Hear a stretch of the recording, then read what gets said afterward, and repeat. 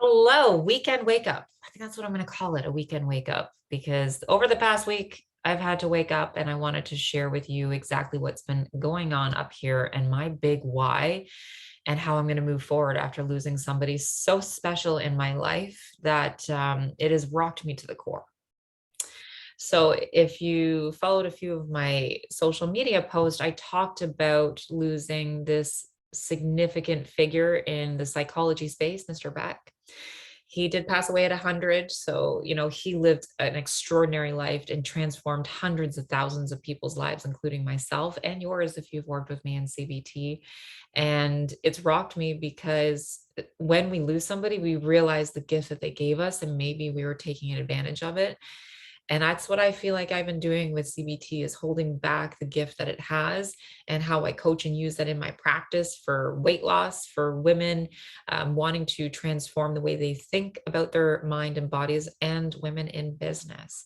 So I've had to sit with that, and I can either have felt guilty and shameful. I did for a little bit, or I can say, okay, this is an opportunity to move forward, and it is. And I want to share why it's so important to me, because that's the big thing we talk about even in my health coaching practice. Your why has to be so significant, otherwise we won't do it. Right? I talk about the why and the advantages for weight loss, but for me it's, why am I teaching this principle? Why am I teaching CBT? Why is it so important? Because it saved my life. Literally, CBT saved my life and the people that were involved. So, not to get into too much of my story, because I've said it many times and on podcasts, but in 2017, I went from being at the highest of highs on covers of magazines, an athlete on the competition stage as a bikini IFBB competitor, to having MS, to having cancer, and losing that identity, losing that physical body, as well as a lot of friendships and sponsors and work. And it put me into probably one of the darkest spaces I've been in. And I've been in a few with a divorce and a few other things. And for that time, I couldn't use my only coping mechanism, which was working out and transforming my body, because it wasn't doing what I wanted it to do, although I knew what I had to do. And that was the most frustrating thing, was I was eating and training, but I couldn't lose the weight. I put on 50 pounds from cancer.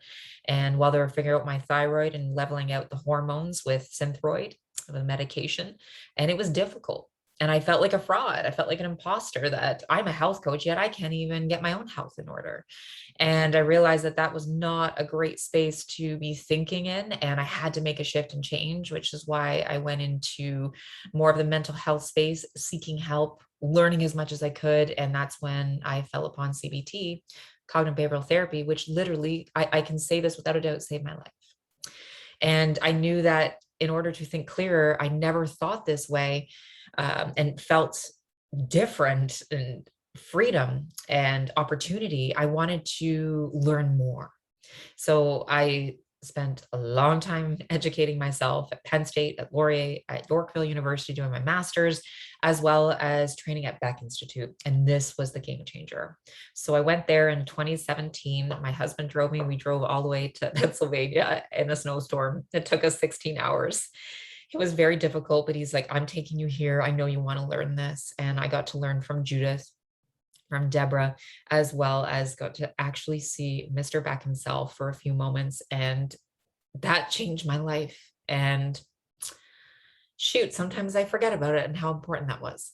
And we talked about it just for a few moments of what I wanted to do with CBT and bringing it into the health and fitness industry, as it saved my life. And I know it could help so many other women that want to lose weight and not feel restricted and like shit in the process, and really see their life and their meaning beyond just the number on the scale, but also get the results that they're after and be happy with it. And he said, go and do it. You can do it. We will support you, and go and transform people's lives. I see it in your eyes. I see the smile. And a little bit of him is like my granddad. Granddad was my best friend. He was my biggest supporter. He wore a bow tie just like Mr. Beck. So there was just something there. And I felt like he was my granddad, supporting me and giving me advice. Sorry. And that's what led me to bring CBT into my own health coaching space. It led me to writing a book. It led me to creating the certification program for health and fitness professionals. It led me to a ton of podcasts. And it also led me to another cover on Strong Magazine. So I became a model again, but this time with CBT, and it was amazing. And I wanted to share with Mr. Beck, hey, like, look what I've done so far, and please be proud of me. And I know he would, but you just want your mentor to see, the action steps that he said and you actually doing it. And I never got that opportunity. And that sunk home is I never got the opportunity to share with him what I've done so far because he passed away and COVID happened. I never got to go back out there. And it stings, it hurts, but I know he's up there looking down. Maybe he's having a coffee with my granddad saying, I'm proud. And, what can we do to help support her now? Oh my gosh. Whew. And I think the moment that really sunk in with me this week was reading an article, and they said that he was one of the 4 most profound psychology men. I know that most of them were men, but people that were able to make a significant difference in the space. One of 4 in the psychotherapy world. So we know Freud, like we know Adler, we know Jung and Beck. And I sit there and think, holy shit, like I would love to have met Freud or Jung. Like they're a little bit off the rocker, but you know what? We're all off the rocker in order to be successful and make changes, but I would love to meet them. And then I sat there to like, Jill, you met one of the 4 and he believed in you. And that's what kind of sunk and thought, oh gosh, like he did. And I see this and he's gone. But now we have a duty to literally continue his legacy and continue teaching this principle that can help so many people. And that inspired me to keep going. And last night I thought, man, I'd be so disappointed if I didn't bring this and give it my all. And I'd be disappointed. Maybe I'd feel shame or guilt. And I actually sat with my husband and I said to him, like, yeah, that would be one of the biggest fears, but that's actually not. And I said, and my biggest fear is actually what I know could happen.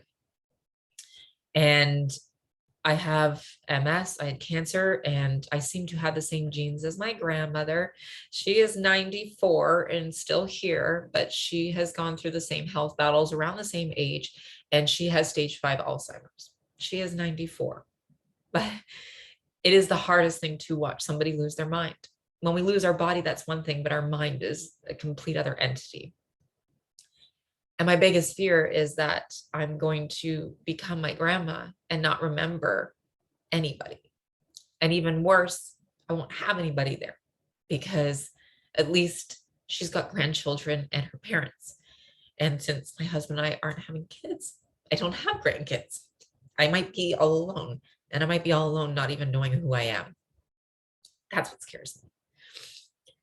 So I sat back and like, okay, that's an acceptable fear. I have to just accept. I can't say that that's not illogical because there's some very much truth to that. We learned that in CBT. And I said to myself, okay, well, what can I do about it? I can instill as much of my knowledge and my skills and my brain to you, to the health industry.